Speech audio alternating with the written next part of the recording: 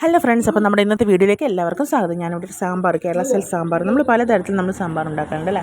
അപ്പോൾ അതിലൊരു തരത്തിൽ ഞാൻ വറുത്തരച്ച് വെക്കുന്ന രീതിയാണ് കാണിക്കുന്നത്. ആദ്യം വേവ് കൂടിയ പച്ചക്കറികൾ ഞാൻ ഇതിൻ്റെ കൂടെ കുക്കറിൽ ഇട്ടിട്ടുണ്ട്. പരിപ്പിൻ്റെ കൂടെ പരിപ്പ് 1 ഗ്ലാസ് ആണെങ്കിൽ 1/2 ഗ്ലാസ് ഉഴുന്ന്, അല്ലെങ്കിൽ ഉഴുന്നല്ലെങ്കിൽ 1/2 ഗ്ലാസ് ചെറുപയറും കൂടി ചേർക്കാം കേട്ടോ. നല്ലൊരു കൊഴുപ്പ് കിട്ടും കറിക്ക്. അതൊക്കെ മാറ്റി വെച്ചിട്ടുണ്ട്. പിന്നെ വേവ് കുറഞ്ഞ കായ, വെണ്ട, സവാള, തക്കാളി ഇതൊക്കെ നമ്മൾ വെളിച്ചെണ്ണയിൽ ഒന്ന് നല്ലോണം വഴറ്റിയെടുക്കുകയാണ് ചെയ്യുന്നത്. ശേഷം അതിനകത്തേക്ക് നമ്മൾ കുറച്ച് പൊടികൾ ചേർക്കേണ്ടത്. മുളക് പൊടി, മല്ലിപ്പൊടി കുറച്ച് അധികം ചേർക്കണം കേട്ടോ.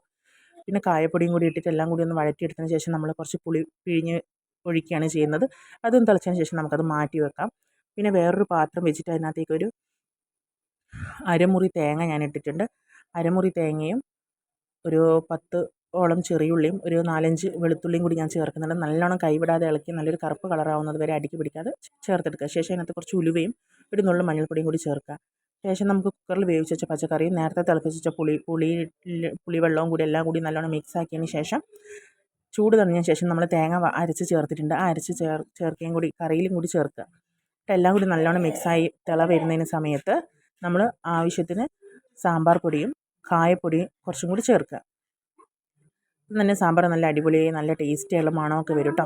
അപ്പോൾ ഈ സമയത്ത് നമുക്ക് എന്ത് ചെയ്യാം, കടുകും ചുവന്ന മുളകും കറിവേപ്പിലയും വറുത്തിടാം. കൂടെ മല്ലിയിലയും കൂടി തൂവാൻ മറക്കരുത്. മല്ലിയിലയും കൂടി ഇട്ടാൽ സാമ്പാറിന് ടേസ്റ്റ് വേറെ ലെവലായിരിക്കും. അപ്പോൾ ദോശക്കും ചോറിനും എല്ലാത്തിനും കൂടി പറ്റിയ അടിപൊളിയാണ്. എല്ലാവരും ട്രൈ ചെയ്ത് ഫീഡ്ബാക്ക് അറിയിക്കും. അപ്പോൾ എൻ്റെ വീഡിയോസ് സബ്സ്ക്രൈബ് ചെയ്തതിന് എത്രയും പെട്ടെന്ന് സബ്സ്ക്രൈബ് ചെയ്ത് ലൈക്കും കമൻറ്റും ഷെയറും ചെയ്യാം.